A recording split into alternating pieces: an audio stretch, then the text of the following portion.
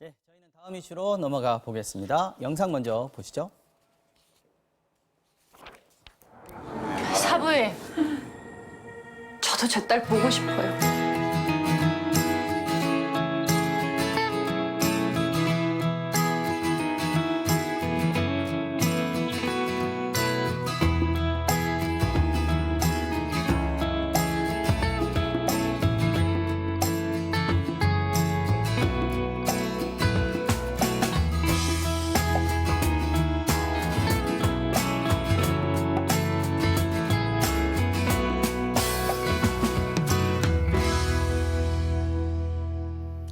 네, 베스트셀러 소설을 영화한 82년생 김지영이 흥행을 이어가면서 화제를 모으고 있습니다. 영화를 둘러싼 논란부터 영화가 갖는 의미까지 이야기해 보도록 하겠습니다.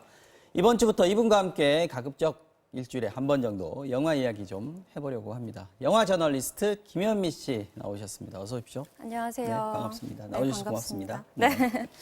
자, 82년생 김지영, 원작이 100만 부가 팔린 소설입니다. 뭐 최근에는 10만 부 팔려도 초대박이라고 얘기하는데 100만 부면 굉장히 어마어마한 소설이어서 제작 단계부터 영화가 만들어진다 할 때 화제였고요. 또 다른 의미에서 또 논란이 좀 있었습니다. 어떤 소설인지 또 어떤 영화인지 줄거리도 좀 대충 얘기해 주시면 좋겠네요. 네, 제목 그대로 82년생 김지영 씨라는 여성이 주인공이고요. 출산과 육아 때문에 경력이 단절된 여성입니다. 그러니까 그녀의 평범한 일상을 보여주다가 빙의라는 극적 장치를 통해서 그가 왜 이렇게 되었는지, 무엇이 그를 이렇게까지 만들었는지를 따라가는 영화인데요. 그 과정에서 한국 사회에서 여성이라는 이름으로 감내해야 했던 차별과 억압이 펼쳐지는 네, 그런 영화입니다. 네. 이게 이제 뭐 소설도 워낙 유명하고 영화도 지금 많은 분들이 봤을 텐데요. 보여주는 방식이 이제 장르마다 다르다 보니까 각색을 하는데 뭐 어쩌보면은 다르겠습니다만 각색을 당연히 해야 되는 거고요. 영화하고 소설하고 좀 달라진 점이 있다라고 네. 하는 점, 어떤 점이 좀 두드러졌나요? 가장 크게 달라진 점은 아무래도 그게 화자인데요. 나레이터라고 하죠. 소설에서는 김지영 씨가 이 빙의라는 증세 때문에 찾아간 정신과 의사. 네. 네. 그분이 이제 리포를 하는, 리포터 하는 형식이었는데 영화에서는 남편인 공유 씨가 연기한 대연이라는 인물의 시점으로 이야기가 진행되거든요. 그래서 아무래도 소설보다는 영화가 더 김지영을 연민 어린 시선으로 보고 있고요. 정서적인 측면에서 출발하는 것 같아요. 그래서 관객들이 조금 더 접속이 빠르다. 네. 소설을 보면 이제 여러 통계 자료들도 많이 인용이 되고 약간 네. 무슨 보고서 같은 느낌도 좀 그쵸. 있었어요, 네. 사실. 근데 영화는 아무래도 이야기를 풀어가다 보니까 좀 더 쉽게 다가갈 수 네. 있었다. 이런 점들이 이제 좀 장점이라면 네. 장점일 수 있을 것 같습니다. 물론 뭐 아쉬운 점들도 좀 있겠죠. 소설이라서 네. 좋았던 점, 영화라서 아쉬운 점 이런 것들이 있을 것 같긴 합니다. 그 원작을 읽어보신 분들은 아시겠지만 워낙에 연대기식으로 구성되어 있고 수많은 에피소드들이 빼곡하게 가득 차 있어요. 그래서 아무래도 감독은 이 에피소드들을 추출하고 응축하는 데 가장 고심했을 것 같은데 그러다 보니까 약간 메인 플롯과 서브 플롯이 헐거워지는 그런 지점들도 있고요. 이 부분은 장점으로 생각하시는 분과 단점으로 생각하시는 분으로 갈릴 것 같은데 소설에 비하면 남성 인물들에게 조금 더 배려가 돼 있는 캐릭터들이 조금 완화되어 있는 느낌이 있어요. 그런데 이것은 소설에 아무래도 비교했을 때. 네, 보편적인 상품이다 보니까 영화가 좀 피할 수 없는 각색 부분이 아니었나. 오히려 이것 때문에 또 영화를 편안하게 느끼시는 분들도 있을 것 같아요. 그러니까 남자들이 좀 착하게 나왔다, 소설보다. 네, 네, 이런 조금 얘기죠. 더 배려하는 느낌이 있었어요. 네. 자, 이 영화가 김도영 감독이라는 분의 장편 데뷔작이라고 합니다. 네. 이 사실 화제작이라서 무거운 영화 책임감이 좀 무거울 수 있고요. 제작사 입장에서 봤을 때는 신인 감독한테 맡기기 쉽지 않은 작품일 수 있을 것 같습니다. 그쵸. 근데 네. 김도영 감독이 연출을 맡게 된 배경, 뭐 이유 이런 게 좀 있을까요? 사실 김도영 감독은 신인 감독이지만 작년에 네. 단편 영화 하나로 엄청나게 화제가 됐던 인물이에요. 김도영 감독이 원래 배우이기도 하거든요. 네네. 근데 본인의 경력 단절, 그러니까 여배우로서 단절을 이야기하는 자유연기라는 30분짜리 단편이 있었어요.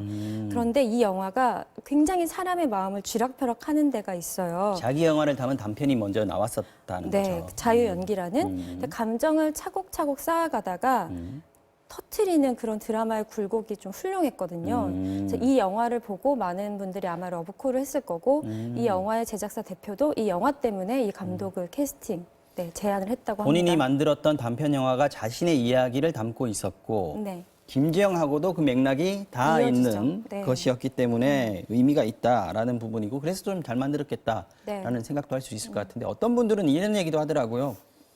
영화가 좀 툭툭 끊어진다.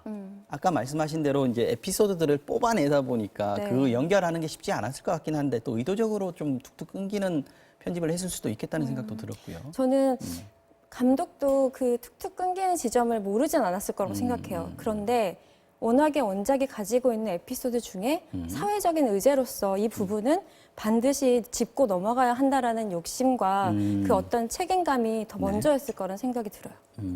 자, 주인공이 정유미 씨이지 않습니까? 뭐 네. 저도 좋아하는 배우입니다만 연기 호평을 많이 받았습니다. 어떤 점들이 좀 좋았습니까? 저는 정유미 배우의 연기를 한마디로 표현하라면 군더더기가 없다라고 말하고 싶은데요. 사실 정유미 씨는 기존에도 그렇게 담백하고 깨끗한 연기를 해왔어요. 근데 이번 영화는 주인공이 고충을 겪는 영화이기 때문에 자칫 굉장히 감정적인 과잉으로 흘러갈 수가 있거든요. 그런데 그 부분들을 절제되게 자신만의 그릇에 차곡히 저는 담아냈다고 생각을 하고요. 그렇게 숙련된 테크닉이 영화의 진심을 전하는 배우의 최상의 방법인 것 같아요. 네. 그 부분은 저도 동의를 할 수 있을 것 같습니다. 네. 자, 남편 역이 공유였습니다. 네. 이게 뭐 사실 공유 씨하고 정유미 씨가 부산행에서도 같이 나왔었고 도가니라는 영화에서도 호흡을 맞췄었는데 익숙합니다, 사실은. 근데 일부에서는 이런 얘기합니다. 남편이 공유인데 왜 불만이냐, 무슨 불만이 있겠냐라고 네. 얘기를 하기도 한데 소설에서보다 아까 말씀하셨지만 네. 남편이 화자라서 그럴 수도 있겠습니다만 네. 비중이 상당히 좀 높아진 거 아닌가요? 맞아요. 그 소설에서는 남편이 조금 더 단면적으로 나온다면 영화에서는 입체적인데요.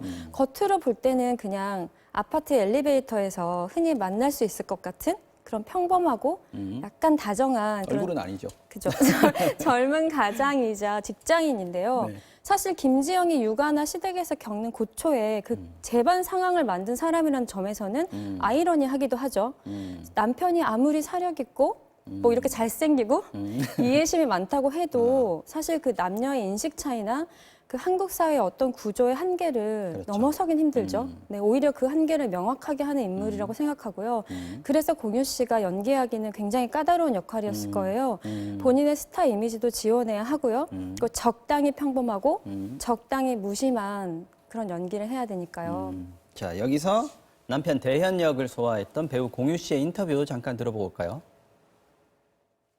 82년생 김지영을 둘러싼 그의 동료, 가족들의 얘기가 줄을 이루고 있지만 모르겠어요. 저는 김지영이라는 그 시나리오에서 제가 좀 위로를 받지 않았나 이런 생각을 하거든요.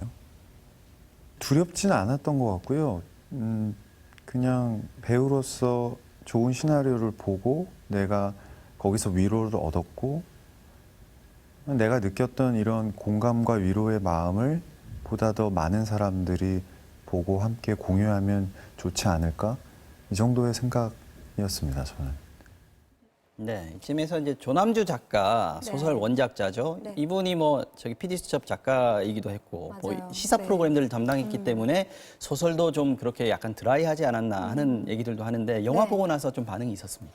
영화 보고 나서 이제 소설보다 한 단계 더 나아간 것 같다라고 평을 하셨는데요. 그 부분은 아무래도 엔딩에 대한 지점인 것 같아요. 아하. 네, 소설과 영화가 엔딩이 상당히 다르죠. 달라요. 네. 네, 영화는 해피 엔딩에 가까운데요. 사실 감독은 이제 원작을 훼손하는 것이 아닐까 고민이 많았을 텐데 그래도 보는 이들에게 위로와 희망을 주고 싶은 마음 때문에 이렇게 바꿨다고 하는데 저는 이게 영화적인 선택인 것 같아요. 소설 원작보다 훨씬 많이 더 나간 것 같다. 더 나아간 것 같다. 나아간 진일보 것 했다. 같다. 진일보 네. 했다. 물론 소설 원작하고 달라진 결말 부분을 좀 자세히 이야기하기는 스포일러니까 좀 힘들 네. 것 같고요. 아마 다 짐작하시지 않을까 싶긴 한데요. 알겠습니다. 일단 이게 흥행이 잘 되고 있습니다. 네.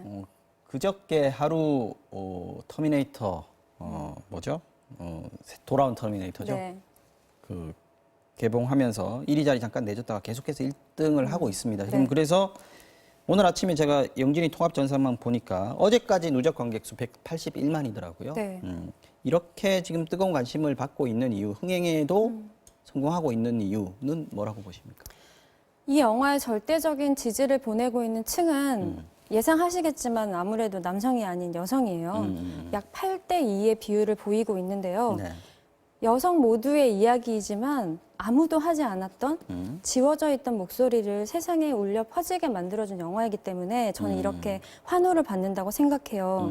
이 영화를 선택하고 관람하는 것 자체가 일종의 연대 행위라고 보시는 것 연대 같고요. 행위다. 그리고 영혼 보내기라고 네. 본인이 직접 영화를 보러 가진 않아도 이 표를 영화의 대신 티켓을 구매해서. 구매하는 그런 행위로도 이어지고 있고요.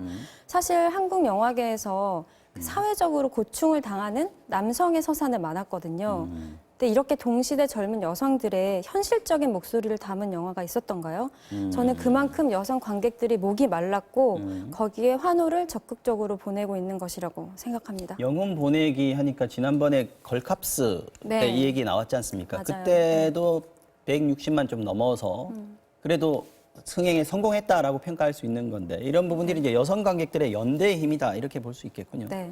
그렇다면 앞으로도 이 82년생 김지영의 흥행도 계속 될 것이다 이렇게 예상을 할 수 있을까요? 네, 저는 어느 정도 더 뒤로 갈 것 같아요, 지금. 음. 예매율이 다시 1위로 올라섰다는 것은 좀 고무적인 것 같습니다. 아까 그 관객 비율이 여성과 남성이 네. 8대 2라고 얘기했는데 논란의 지점도 아마 이쪽에 있지 않았었나. 개봉 전부터 뭐 댓글 테러, 뭐 네. 평점 테러 이 얘기 나오지 않았습니까? 네. 어떤 부분이 문제라고 얘기를 했던 건지 또 실제 영화를 본 사람들의 평은 다를 수 있을 거지 않습니까? 네. 사실 소설이 논란이 됐던 것도 너무나 뭐 적대시한다 서로를 남과 여의 싸움으로 성대결. 네, 네. 그렇게 만들어 몰아간다라는 얘기들이 많았는데 네. 사실 영화는 조금 더 보편성을 취했기 때문에 저는 그 논란에서는 조금 더 자유롭지 않나라는 소설보다 생각이 훨씬 들고요. 더 완화됐다라는 네. 부분. 그리고 여성들은 뭐 예고편만 봐도 눈물이 흐른다 이런 평이 많았었고 네. 실제로 영화를 보고도 많은 분들이 공감해서 눈물을 많이 흘리고 가슴을 먹먹하다 이런 말씀을 하셨는데 특히나 이제 딸과 엄마와의 그런 관계에서 깊은 공감을 하신 것 같아요. 어머니의 연기도 참 절절했습니다. 네, 너무 절제되고 좋았죠. 그리고 긍정적인 것은 그 영화 개봉 전만 해도 평점 테러를 당할 정도였는데 지금 남성 관객의 비율이 더디지만 조금씩 늘어나고 아, 있어요. 그렇습니까? 네, 그래서 남성 관객들은 이 영화를 보고 내 어머니, 내 여자친구, 내 아내 이렇게 공감의 사유를 확장하고 있는 것 같아요. 네. 저도 영화를 지난 주말에 봤습니다만은 남자들이 봐야 될 영화 아닌가 싶은 생각도 들더라고요. 네. 왜요? 반성하는 의미에서 네. 이렇게 혜택 받고 살고 있거나 남자이기 때문에 혜택 받는 부분들이 분명히 있는 네. 것이고 그걸 못 깨닫고 살지 않습니까? 남자들은 맞아요. 네. 전혀 뭐 알 수 없는 거죠. 여자가 아닌 사람은. 그런 부분들을 좀 일깨워주는 영화가 아닌가 싶습니다.